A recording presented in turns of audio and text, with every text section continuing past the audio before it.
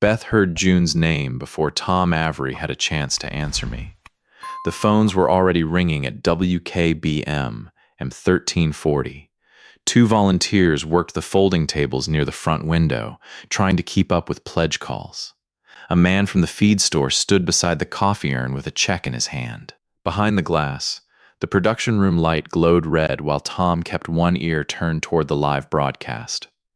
I stood in the hallway with a manila envelope under my arm, not waving it, not showing it around, just holding it flat against my coat so the card inside would not bend.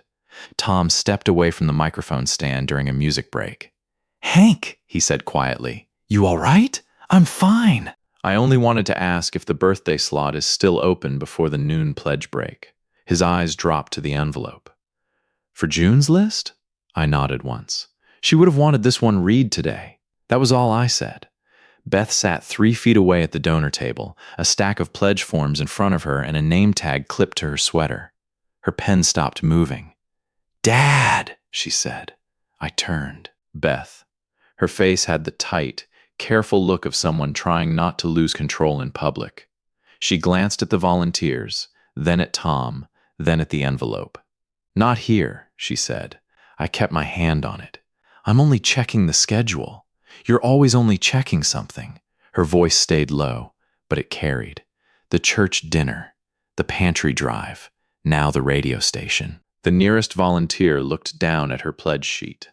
Beth stood. "Mom has been gone 2 years," she said. "Every time there's a room full of people, you find a way to bring her into it." I did not answer. I could feel the corner of Rosabelle's card through the envelope. Beth's eyes filled, but her voice hardened. "You keep using Mom's memory to get attention." The room went quiet in a way radio stations are not supposed to go quiet. Tom looked at me first. I gave him a small shake of my head. "Not now." Then his gaze moved past Beth toward a side table near the production room door. Several old cassette tapes sat beside a small player and a stack of archive boxes. Tom took one careful breath. "Beth," he said, "your mother left something here at the station." Tom did not touch the cassette right away. He looked at me first, the way a man does when he knows a thing belongs to somebody's heart before it belongs to a room. I kept my hand on the manila envelope and gave him one small nod. Beth crossed her arms. "What is this supposed to be? Not a show," I said. That was all I trusted myself to say. Tom picked up the cassette from the side table. The plastic case was cloudy from age, and one corner had a crack in it. He held it carefully, like it might come apart if the room breathed too hard. "I'm not playing this on air," he said. Beth looked toward the glass booth, then back at him. "Then why bring it up?" "Because you just said something about your mother," Tom said quietly. "And I think you ought to hear your mother." The volunteers had stopped pretending not to listen. Tom noticed and motioned us toward the little production room off the hallway. I followed him in. Beth came last, stiff-backed, like she was only entering because walking away would look worse. Inside, the sound changed. The ringing phones became muffled. The live broadcast came through a small monitor speaker, low enough to feel far away. Tom set the cassette into an old player connected to the digitizing deck. His thumb hovered over the button. "Just a short piece," he said. "Nothing more." Beth gave a sharp little laugh with no humor in it. "Dad, if you asked him to do this." "I didn't," I said. She looked at me then. I did not look away. Tom pressed play. There was a soft click, then the thin room sound of an old recording, a breath, a little rustle. Then June's voice came through, smaller than memory, but still hers. "Tom, if Hank ever brings these in and I'm not able to, don't let him make a fuss about it. He knows which birthdays matter. He knows how to keep it simple." Beth's mouth opened, but no words came. June's voice continued, gentle and plain. "If I can't keep up with the messages, Hank will. He promised me that." Tom stopped the tape, the silence after it felt heavier than the sound. Beth stared at the cassette player as if it had moved by itself. "Birthday messages?" I slid the manila envelope a little farther under my arm. Tom looked down at the cassette, then toward the outside of its case. That, he said, is probably the first question the tape can answer.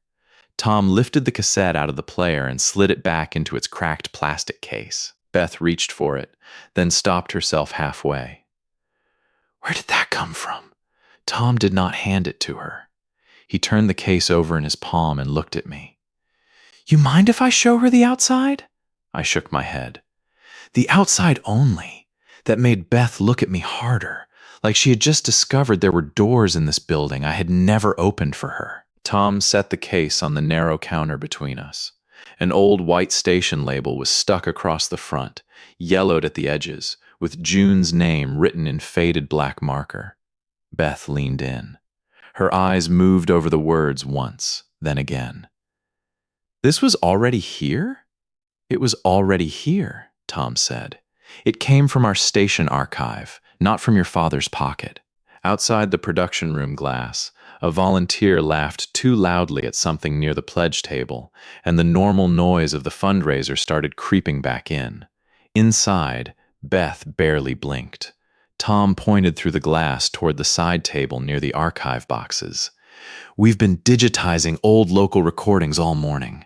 Farm reports, Christmas greetings, high school band clips, birthday line tapes.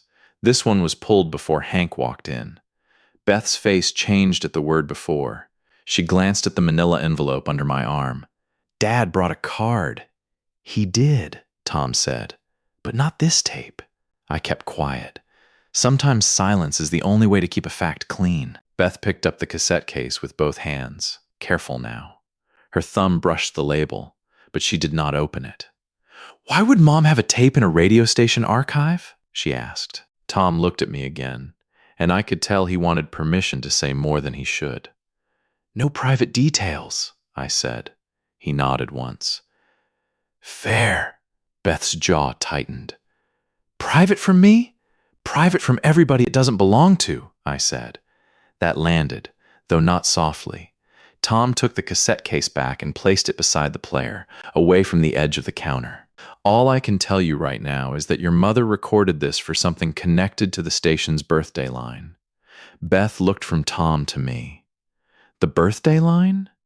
Tom turned toward a row of gray file cabinets against the back wall, the kind every old station keeps because nobody ever has time to throw anything away properly. If the old card wasn't tossed, he said, there may be a birthday line file that explains where this tape belongs. Tom opened the bottom drawer of the gray cabinet and stopped like he had found a sleeping dog. Give me a second, he said, and started moving old folders with 2 fingers, careful not to bend the tabs. Some of this goes back farther than people think. Beth stood beside the counter with her arms folded, but not as tightly now.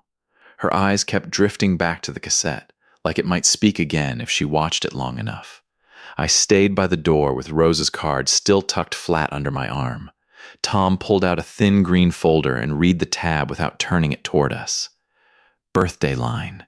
Community notes. Beth stepped closer. That's it? Maybe. Tom looked at me. Hank?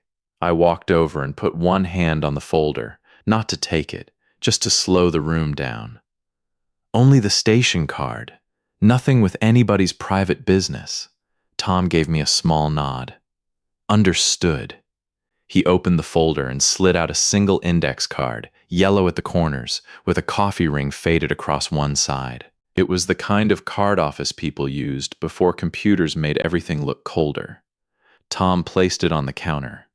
Beth leaned over it first, then her shoulders pulled back a little. At the top, in neat block letters, was the station's old birthday line heading. Below it, under Original Community Contact, was June Mallory. Beth touched the edge of the card but did not pick it up. Mom? Tom kept his voice even. That is your mother's name? She was the contact? Beth asked. According to the card, Tom said. Original Contact. I watched Beth's face work against itself. She wanted to stay angry. I could see it. Anger is easier than being unsure in front of people. She never told me, Beth said. No, I said. She didn't tell most people. Beth looked at me then. Why? I did not answer right away. The answer was not mine to throw around just because she had hurt me. Tom turned the card slightly so she could see the lower corner. There's an old start date there. Beth bent closer. Her fingers moved to her mouth, then stopped. That was before Mom got sick, she said. I nodded once. The noise from the fundraiser pushed faintly through the production room wall. Phones, paper, a voice asking for another pledge form. But Beth stayed fixed on that card like the room had narrowed to one date and one name. If this started before she was sick, Beth said, then what exactly was she doing? Tom did not open another folder right away. He stood with one hand on the file cabinet and looked at me, waiting for permission he did not have to ask for out loud. I could have stopped it there. Beth was still staring at June's name on the index card. Show her the log, I said. Only the call side. No notes. Tom nodded and pulled a narrow binder from the back of the drawer. It had a bent cover and a strip of masking tape on the spine. The kind of station record nobody saves because it looks important, but because throwing it away feels careless. Beth watched him carry it to the counter. Call side? Who called in? Tom said. When they called. What segment it was for? He opened to a page marked with an old paper clip. I did not need to see it to know the shape of it. My handwriting was not there. My voice was. Month after month, written by whoever had answered the station phone. Tom turned the binder so Beth could read without touching the page. She scanned the first few lines too fast, then slowed down. Hank Mallory, she said. That's me, I said. She moved her finger down the column. Again and again. The pledge phones rang outside the room, one after another, but in that little space the sound seemed far away. Beth kept reading, and the anger in her face began losing its place. These are all birthday calls? She asked. Tom tapped one column with the back of his knuckle. Birthday line requests. Beth looked at me. For Mom? No. The word came out plain, maybe sharper than I meant it, but true. Tom turned one page back, then one page forward, giving her only enough to see the pattern. Different dates, different first names. My name in the caller column, never in the message line. Beth's lips pressed together. You came here all those times? When the station needed the information, I said. After Mom died? I nodded. She looked back at the binder, and this time she did not speak right away. That bothered me more than the accusation had. She had known I came to the station. She had built a whole story around why. Now the paper in front of her was taking that story apart one line at a time. Tom closed the binder halfway. That's all I'm comfortable showing without getting into listener information. Good, I said. Beth looked at him, then at me. There are no messages for you in here. No, I said. Her eyes dropped to the manila envelope under my arm. Then why didn't you ever ask them to say your name? Tom slid the binder back into the drawer, but he did not close the cabinet. There may be one more thing, he said. Not names, not messages, just procedure. Beth looked at me first this time. That mattered, whether she knew it or not. I kept my hand on the manila envelope. If it is the rule note, she can see it.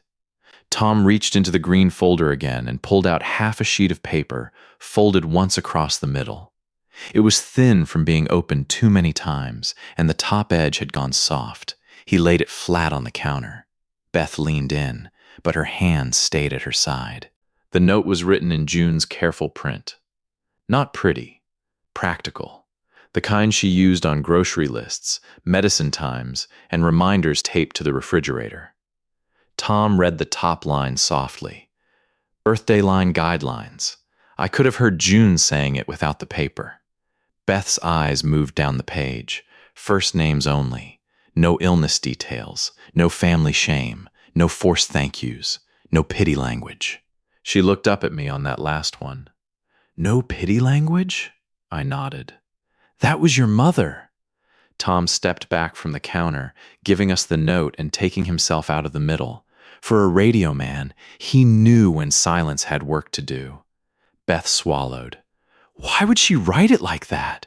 Because people listen differently when they think somebody is lonely, I said. Your mother did not want anybody turned into a sad story just so the rest of us could feel kind.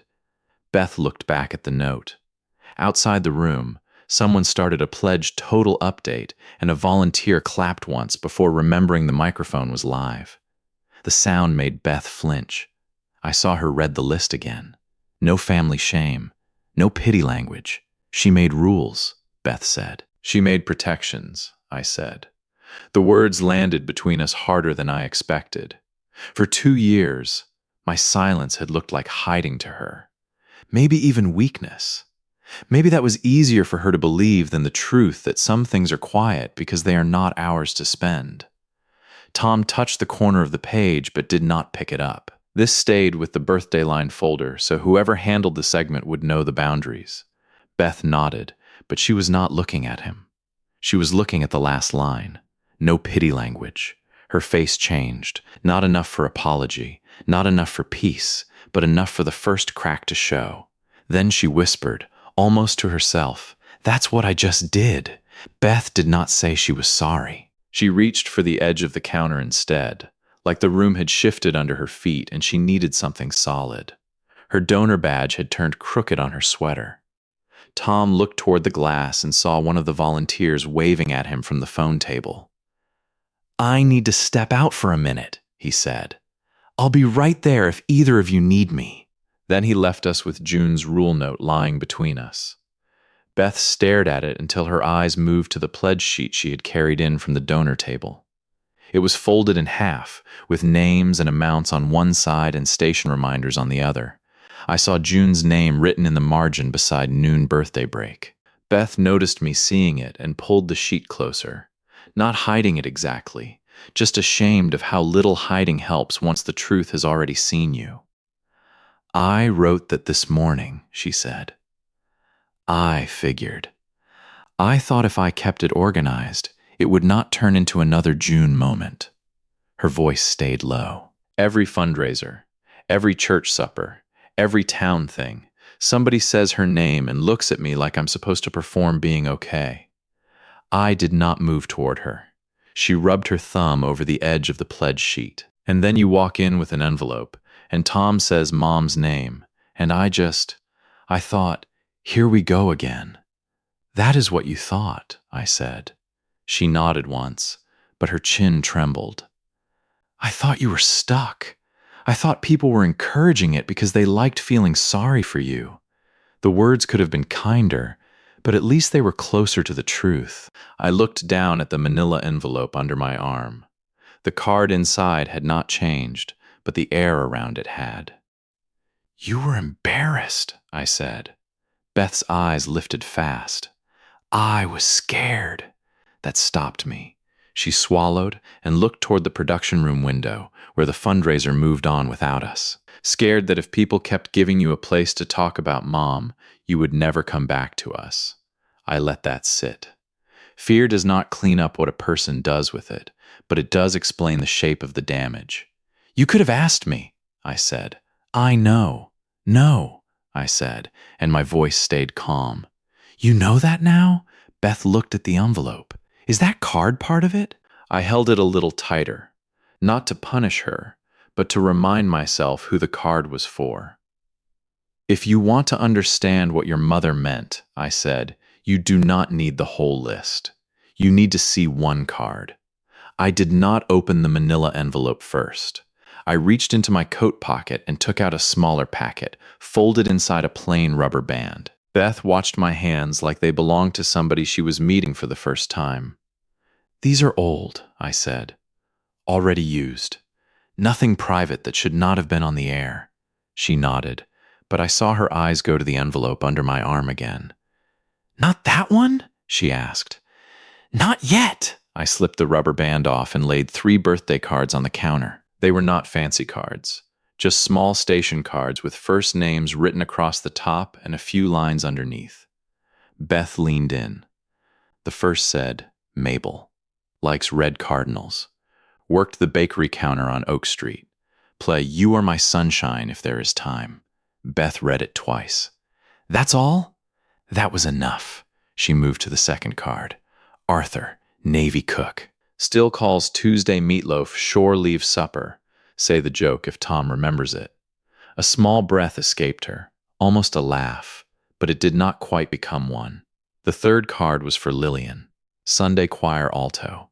No mention of the fall. Just say the hymn title and happy birthday from the Mourning Friends. Beth's finger stopped under no mention of the fall. She wrote what not to say, Beth said. Your mother wrote a lot of what not to say. That seemed to trouble her more than if the cards had been full of sad details. She had expected proof to look bigger, maybe heavier. Instead, each card was careful because somebody had decided not to spend another person's pain. Tom came back into the doorway but stayed outside the room. Everything all right? For now, I said. He nodded and disappeared again toward the phones. Beth picked up the card for Mabel, then set it down exactly where it had been. These were real people. They are real people, I said. Some are gone. Some are still here. Either way, they were never examples. Beth looked at me then, and I could see she understood one piece of it. Not the whole thing. One piece. I gathered the 3 cards and put the rubber band back around them. That was when Beth's eyes dropped to the corner of the manila envelope. The flap had loosened just enough for her to see the top of the card inside. Only one word showed. Rosa. Beth reached toward it before she thought better of it. I put my hand over the envelope. Not like that, I said. Her hand froze in the air. What belongs in Rosa's message? She asked. I held the envelope closer to my chest. That, I said, is the part your mother would have made you earn. Beth's question stayed in the room longer than her hand did. She pulled it back from the envelope and folded both hands in front of her, like she was stopping herself from reaching again. That was the first careful thing I had seen her do all morning. Tom came back a minute later with a donor slip in one hand and the tired look of a man trying to run a fundraiser through a family storm. You need me? He asked. I looked at Beth, then at the old cards in my hand. There was one response slip, the yellow one. If it is still where June kept it. Tom's expression changed. Not surprise, recognition. He opened the green folder again, slower this time, and found a small yellow slip tucked behind the birthday line card. He did not read it out loud. He handed it to me first. I looked at the handwriting, and for a second the production room got smaller. I remembered June holding that slip at our kitchen table, not crying, just pressing her thumb over the corner like paper could bruise. Beth watched my face. Dad? I held the slip out, but I kept 2 fingers on the edge. You read it! You do not keep it! She took it carefully. There was no last name, no address, no illness. Just a first name at the top and 3 lines written in blue pen. Beth read the first line and stopped. Her eyes moved back to the beginning, slower this time. What does it say? Tom asked gently, though I knew he remembered. Beth swallowed. It says, I played it twice because nobody else called. No one moved. Outside the glass, the station kept living. Phones rang. A volunteer laughed softly. Somebody announced a pledge from the hardware store. Inside, Beth's face folded in on itself, but she did not cry loudly or cover her mouth. She just held that little yellow slip like it weighed more than the binder, the card, and the cassette put together. That was one birthday, I said. One person. Beth looked at the slip again. And Mom kept this? She kept it because it reminded her to be careful, I said. Not proud, careful. Tom leaned against the doorframe, quiet now. Beth handed the slip back with both hands. That mattered too. I slid it to Tom, and he tucked it behind the card exactly where it had been. Beth looked at the manila envelope under my arm, but she did not ask to see Rosa's card again. Instead, she looked at me. Why didn't you ever tell anyone? I looked at the cassette beside the player, still closed in its cracked case. Because your mother answered that better than I ever could. Tom did not ask which part of the tape I meant. He had heard enough old recordings in his life to know that some voices carry more than words. He picked up the cassette case and waited for me to take the first step. I looked at Beth. This is not for the station, She nodded once. I understand. I am not sure you do. That put color in her face, but she did not argue. She stepped back from the counter and folded her hands like she had finally learned that touching was not the same as being trusted. Tom put the cassette into the player again. The old machine clicked, then gave a soft mechanical breath as the tape moved. For a few seconds, there was only room noise from years ago. The faint scrape of a chair. Then June's voice came through. If we ever do this right, Tom, nobody should be thanking us on the air. Beth's eyes lifted. June sounded tired in that recording, but steady. That was how she had been about important things. No drama, no decoration, just the rule and the reason. Birthdays are not fundraisers, June said. They are not proof that Hank and I are good people. If somebody claps for us, we did it wrong. Tom looked down. Beth did not move. The tape kept going for one more sentence. Let them hear their own name kindly. That is all. I reached over and stopped the player myself. No one spoke for a moment. Even the station noise outside seemed to land softer against the glass. Beth looked at the cassette like it had corrected her without raising its voice. She really meant it. Yes, I said. Beth swallowed. No attention, no attention, I said. Her eyes went to the production room window. Beyond it, the fundraiser was still moving. Volunteers were smiling, donors were writing checks, and the whole place was built around asking people to notice. But June's rule had been the opposite. Beth turned back slowly. Then even explaining it out there would break it. It could, I said. Tom nodded, relieved she had said it before he had to. That is why this stays in here. Beth touched the edge of the counter. Not the tape, not the folder, not the envelope. I thought you wanted people to remember, Mom, she said. I do, I said. But not by making someone else's loneliness useful. That was the clearest way I knew to say it. I took the cassette from the player and placed it back in its case. Then I closed the lid until it clicked. Beth watched my hands. I kept the cassette beside me, not between us. Now you know more than you did this morning, I said. That does not mean you are ready to help. Beth did not ask to touch the cassette again. She looked at the manila envelope under my arm instead, but this time her eyes did not grab at it. They waited.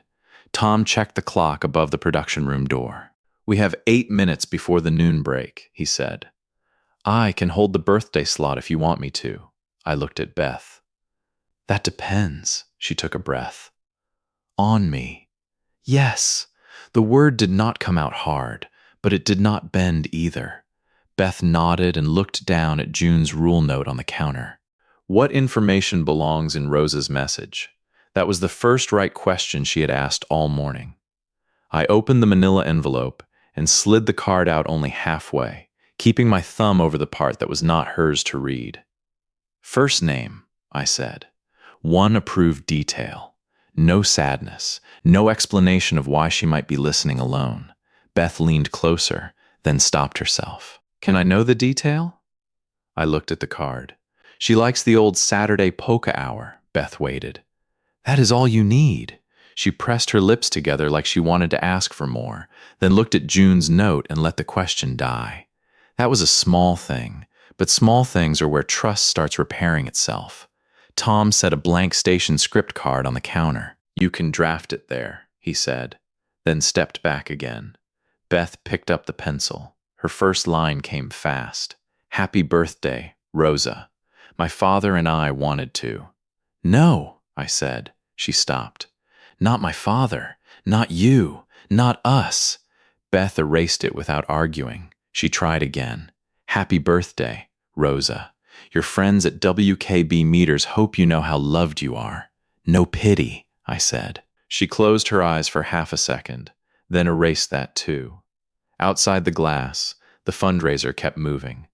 I could hear Tom's assistant counting pledge slips, somebody asking for more coffee, the soft ring of another phone. Beth wrote slower the third time. Happy birthday, Rosa. The Saturday polka hour is saving a song for you today. We hope it finds you smiling. She slid the card toward me. I read it twice.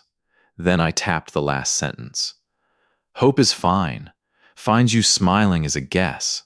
Beth took the pencil back. Happy birthday, Rosa. The Saturday polka hour has a song for you today. She looked at me. That is closer, I said. Her face softened, but I did not let softness do the work that truth still had to do.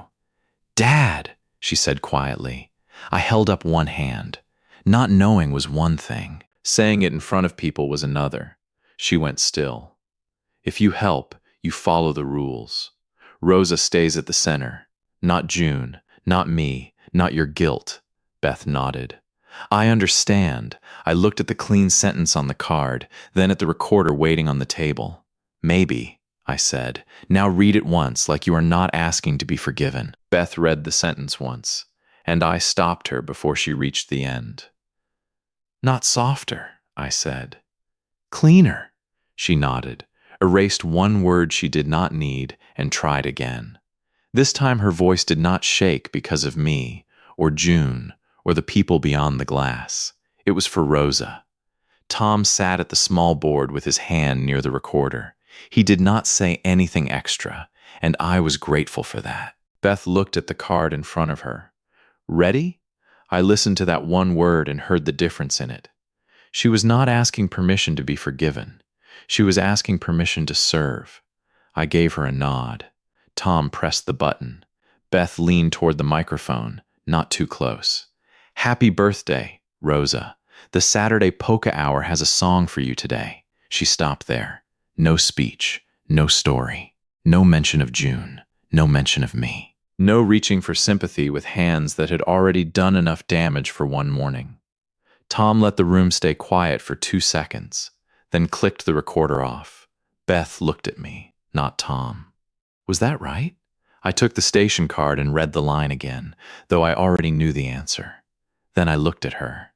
That will do. Her eyes filled, but she held herself steady. That mattered too. Tom saved the recording and marked it for the noon birthday slot. He did it without ceremony, the same way a man files weather notes or sponsor copy, and somehow that made it feel more honorable. Beth stepped back from the counter. Dad, I know this does not fix what I said. No, I said. It does not. She accepted that without flinching. But it is a start, I added. Her shoulders dropped a little. Not in relief exactly, but in understanding. Relief would have been too easy. Outside the production room, the fundraiser kept going. Phones rang. Pledge sheets moved from hand to hand. People gave money, drank coffee, and never knew that anything important had happened 10 feet away. That was how June would have wanted it. Tom handed me the cassette in its cracked case. I took it with both hands, then set it on the counter beside the small digital recorder. Beth slid Rosa's birthday card next to it, carefully, like she was placing something back where it belonged. Then I reached into the manila envelope and took out one blank card for next month. I laid it beside the others. Old tape, new recorder, empty card. The promise had not become louder. It had simply continued.